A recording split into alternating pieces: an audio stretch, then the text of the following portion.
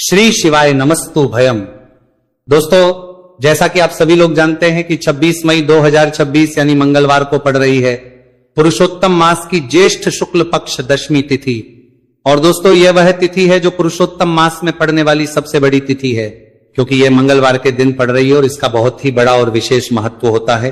पूज्य गुरु जी ने कहा है कि अगर कभी भी मौका लग जाए और पुरुषोत्तम मास की दशमी तिथि मंगलवार को पड़ जाए तो आप लोगों को एक छुटकी काला तिल वाला उपाय तो अवश्य ही करना चाहिए। इन दोनों का संयोग बहुत ही कम आता है। इसी के साथ में गुरु जी ने अपनी शिवपुराण कथा में बताया है कि इस दिन आपको एक छुटकी काला तिल वाला उपाय तो आपको अवश्य ही करना चाहिए, क्योंकि ऐसा दिन पूरे साल में सिर्फ एक ही बार आता है। और दोस्तों, आप सभी लोग जानते हो कि मंगलवार दशमी तिथि का अगर सबसे बड़ा कोई उपाय है तो वह एक छुटकी काला तिल वाला उपाय है। तो दोस्तों, मंगलवार दशमी तिथि के दिन आप लोगों को इस एक छुटकी काला तिल वाला उपाय को जरूर करना है।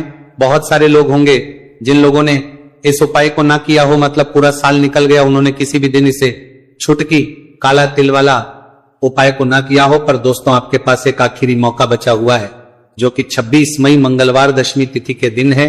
इस दिन आप लोगों को इस वाले उपाय को जरूर कर लेना है। भले ही आपने पूरे महीने भर इस उपाय को ना किया हो, पर अगर आपने इस महीने के मंगलवार दशमी तिथि के दिन अगर इस वाले उपाय को कर लिया तो आपको इस उपाय को करने का बहुत फल मिलेगा, जिसकी आपने कभी कल्पना भी नहीं करी होगी। इसीलिए आप लोग इस वाले उपाय को एक बार जरूर कर लेना है, ताकि आप लोगों के हाथ से यह मौका ना जा सके और आपको इस उपाय को करने का फल मिल सके। दोस्तों, यह उपाय पंडित जी ने अपनी अभी की ही श्री शिव महापुराण की कथा में बताया है। उपाय को आज हम आपको बहुत अच्छे से समझाने वाले हैं। इस वीडियो को देखने के बाद इस उपाय को समझने के लिए आपको कोई और वीडियो को देखने की जरूरत नहीं पड़ेगी। तो चलिए दोस्तों, उपाय को शुरू करते हैं। देखिए, ये इस पुरुषोत्तम मास के मंगलवार दशमी तिथि के दिन ये इतना खास होता है, इतना महत्वपूर्ण होता है। देखा गया कभी कभी बड़े बड़े पूजा पाठ अनुष्ठान से जो मनोकामना पूर्ण नहीं होते, वह पुरुषोत्तम मास की मंगलवार दशमी तिथि के दिन एक छोटे से उपाय करने से ही आपकी मनोकामना पूर्ण हो है। और बहुत सारे लोगों ने इस उपाय को किया भी है और उनको इस उपाय को करने का फल भी जरूर मिला है। अगर आप लोग भी इस उपाय को करना चाहते हैं तो आप इस उपाय को पहले अच्छे से समझ लेना, सुन लेना, उसके बाद करना। आपको इस उपाय का फल जरूर मिलेगा। और इस उपाय को कर लेने से आपके घर में चाहे किसी भी प्रकार की दुहक और समस्या क्यों ना चल रही हो, आपको उसका कारण भी नहीं पता है कि भाई यह समस्या किस कारण से चल रही है। उसका कुछ भी कारण हो सकता है, जैसे पितृ दोष हो सकता है या किसी भी तरह का मंगल दोष भी हो सकता है। तो इस दिन आप लोगों को ये वाला उपाय कर लेना है। ये एक ऐसा उपाय है जिस उपाय को अगर किसी विशेष दिन पर किया जाए तो भाई उस विशेष दिन का जो है वो तो हमें मिलता ही मिलता है, पर हमने उस दिन पर इस उपाय को किया है तो हमें उससे भी बड़ा फल मिलता है, और फल बहुत जल्दी मिलता है, क्योंकि आप इस उपाय को बहुत ही बड़े और विशेष दिन पर रहे हो। तो चलिए अब उपाय के बारे में बात करते हैं, लेकिन उससे पहले आप लोगों को यह जानना आवश्यक है कि आखिर ये उपाय किस समय करना है, किसको करना है और कैसे करना है। तो चलिए हम आगे आपको वीडियो में एक एक करके बता देते हैं। लेकिन उससे पहले अगर आप लोग हमारे चैनल पर पहली बार आए हैं या फिर मेरी आवाज आज पहली बार सुन रहे हैं तो हमारे चैनल को सब्सक्राइब जरूर कर लेना, और इस वीडियो को लाइक करके कमेंट बॉक्स में श्री शिवाय नमस्तु भयम ओम नमः शिवाय जरूर टाइप कर देना। तो दोस्तों, इस एक छुटकी काला तिल वाला उपाय को हमें इस मंगलवार दशमी तिथि के दिन कैसे करना है, किसको करना है, किस समय करना है और कहां पर करना है, ये सारे सवालों के जवाब आपको इस वीडियो में मिल जाएंगे। और जो ये वीडियो देखेगा भाई, उसको एक छुटकी काला तिल वाला उपाय जरूर करना चाहिए, क्योंकि इस दिन काला तिल का भी बहुत ही बड़ा और विशेष महत्व होता है। और बात आ जाए एक छुटकी काला तिल वाला उपाय की, तो ये सोने पे सुहागा वाली बात हो जाती है, और ये एक बहुत ही बड़ा उपाय हो जाता है इस मंगलवार दशमी तिथि का। तो अब दोस्तों, इस एक छुटकी काला तिल वाला उपाय को आखिर करना किसको है, सबसे पहले हम लोग वो बात जान लेते हैं। तो देखो, घर की जो बड़ी माताएं बहनें होती हैं, उन माताओं बहनों में से कोई भी एक बड़ी माता बहन इस वाले उपाय को कर सकती है। और दोस्तों, अगर आप तो अपने घर में से सभी सदस्यों को भी इस उपाय को करवा सकते हैं। अगर किसी व्यक्ति की खुद की कोई मनोकामना है, खुद की कोई दुख और परेशानी है जो कि वो अपने लिए ही करना चाहता है इस वाले उपाय को, तो वो खुद अपने लिए भी कर सकता है। बाकी अगर कोई घर में से ऐसा है जो कि अपने पूरे घर परिवार की सुख और शांति के लिए ये वाला उपाय करना चाहता है तो भाई वो भी कर सकता है, उसमें भी कोई दिक्कत वाली बात नहीं है। कहने का मतलब है कि इस उपाय को हर एक सदस्य भी कर सकता है और पूरे घर परिवार के सदस्य के लिए घर की बड़ी माताओं बहनों में से कोई एक माता बहन भी कर सकती है। माताएं बहनें अगर घर में उपस्थित ना हो या वह यह वाला उपाय ना कर पा रही हो तो फिर घर का कोई बड़ा सदस्य भी इस एक छुटकी काला तिल वाला उपाय को कर सकता है, चाहे फिर वह पुरुष ही क्यों ना हो, उसमें कोई भी दिक्कत वाली बात नहीं है। उसके बाद में दोस्तों जो अगला प्रश्न निकल आता है वो ये आता है इस उपाय को लेकर कि आखिर इस उपाय को हमें किस समय करना है, सुबह के समय करना है कि शाम के समय करना है। तो देखो इस वाले उपाय को आप लोग सुबह के समय भी कर सकते हो और शाम के समय प्रदोष काल में भी करता है सकते। अब अगर आप पूछो कि भाई सबसे उत्तम समय कौन सा रहेगा इस एक छुटकी काला तिल वाला उपाय को करने का, तो हम आपसे बस यही कहेंगे कि इस उपाय को आप सुबह के समय करेंगे तो ज्यादा बेहतर होगा। बाकी अगर प्रदोष काल शाम के समय भी करेंगे तो भी अच्छा होगा, उसमें कोई भी दिक्कत वाली बात नहीं है। तो अब दोस्तों जो अगली सबसे बड़ी और महत्वपूर्ण बात आती है वही आती है कि सुबह अगर हम उपाय को करेंगे तो हमें कितने बजे से लेकर कितने बजे तक के बीच में करना है और शाम के समय प्रदोष काल में करेंगे तो हमें कितने बजे से लेकर कितने बजे के बीच में करना है। तो देखो सुबह जितनी जल्दी हो सके आप उपाय को करने की कोशिश करना कि अगर किसी कारणवश लेट भी हो जाओ, थोड़ी देर भी हो जाए तो 10 या 11 बजे तक भी आप उपाय कर लेना, पर 12 बजे से ज्यादा देरी ना हो, ठीक है, इस बात का ध्यान रखना। उसके बाद में दोस्तों अगर शाम के समय प्रदोष काल की बात करें, प्रदोष काल का जो समय है होता है वो शाम के 6 बजे से शुरू हो जाता है। मतलब शाम के 6 बजे से लेकर 7 बजे के बीच का जो समय होता है यह समय प्रदोष काल का समय होता है।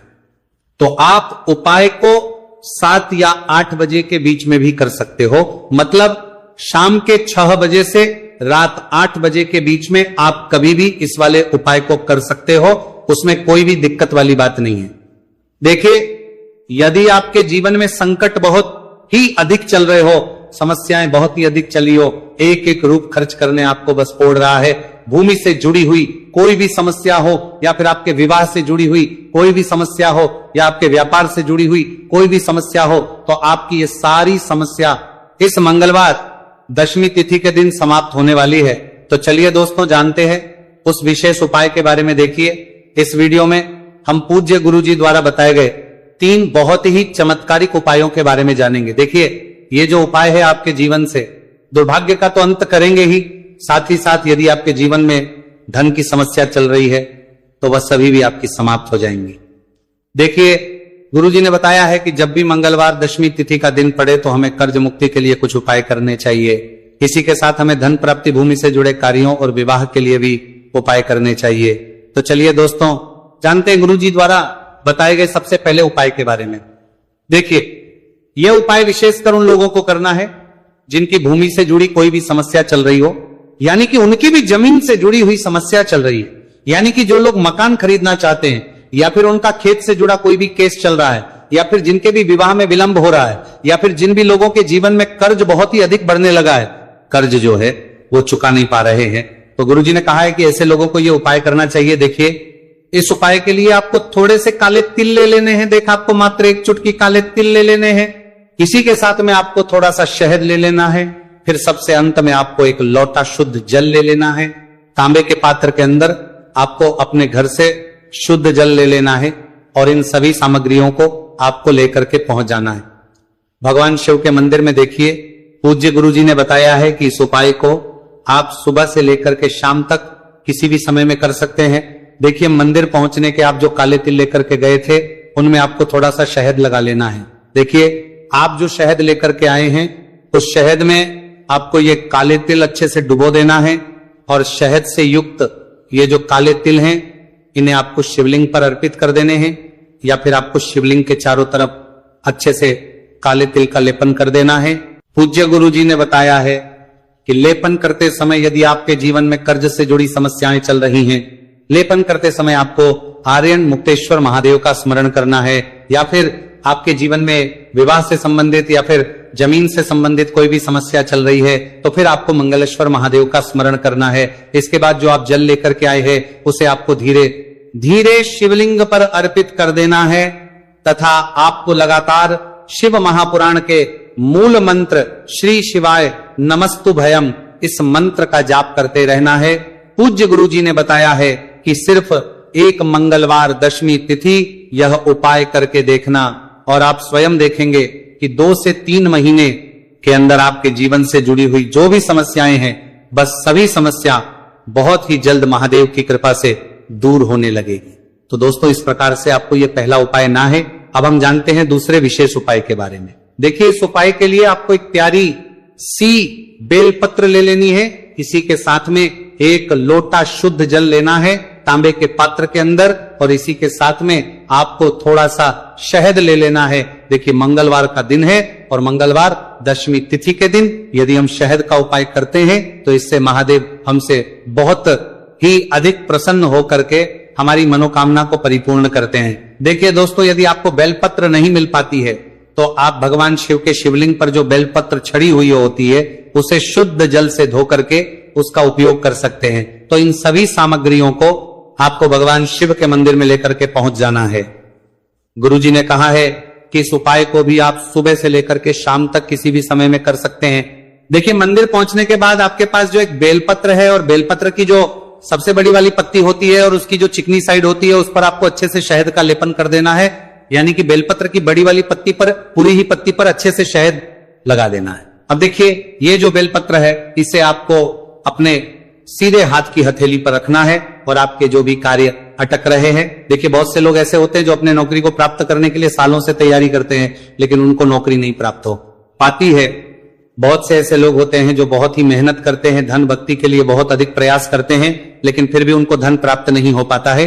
तो गुरुजी ने बताया है कि जब भी आपको अपने कार्यों में सफलता ना मिले तो फिर आपको मंगलवार के दिन इस उपाय को अवश्य करना चाहिए। देखिए, अब आपको जिस भी कार्य में सफलता प्राप्ति करनी है उस कार्य को सफल बनाने के लिए आपको महादेव से प्रार्थना कर लेनी है और फिर ये जो एक बेलपत्र है इसे आपको भगवान शिव के शिवलिंग पर अर्पित कर देनी है। देखिए, बेलपत्र की चिकनी साइड जिस पर आपने शहद लगाए हैं वह शिवलिंग से स्पर्श रहेगी और इसकी जो डंडी है वो आपको जलाधारी की ओर रखनी है।